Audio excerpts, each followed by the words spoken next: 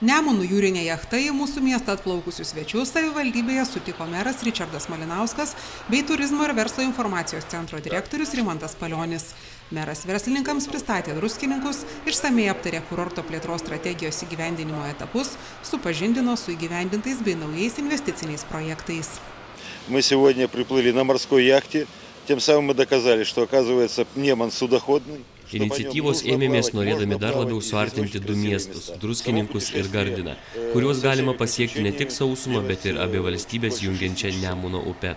Šiandien mes atplaukėme jūrinę jachtą ir įrodėme, kad Nemunas tinkamas upeiviams. Juo tikrai galima plaukioti ir pakeliui grožėtis nuostabia gamta. Kelionė, įskaitant ir visus mūsų patirtus nuotykius, tęsiasi 6 valandas. Žinoma, ateityje jie gali sutrumpėti arba atvirkščiai, tęstis ilgiau. Kadangi plaukimas tikrai neprailgo, buvo labai smagu.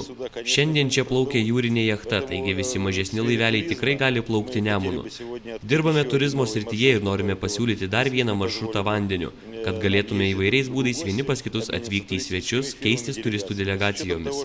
Pas mus labai išvystytas vandens turizmas Augustavo kanalais. Siūlydami keliones Nemunu norime suteikti unikalią galimybę pasiūlyti Lenkijos, Lietuvos ir Baltarusijos žmonėms vandens turizmo išteklius. Могли пользоваться этими уникальными речными просторами нашими, которыми мы располагаем.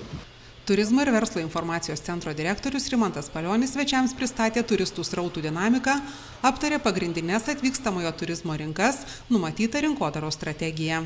Baltarusijos verslininkai itin domėjosi galimybėmis vystyti turizmą, bendradarbiaujant druskininkams ir Gardinui ir siekiant pritraukti dar didesnius turistų srautus iš Lenkijos, Vokietijos bei kitų kaimyninių valstybių.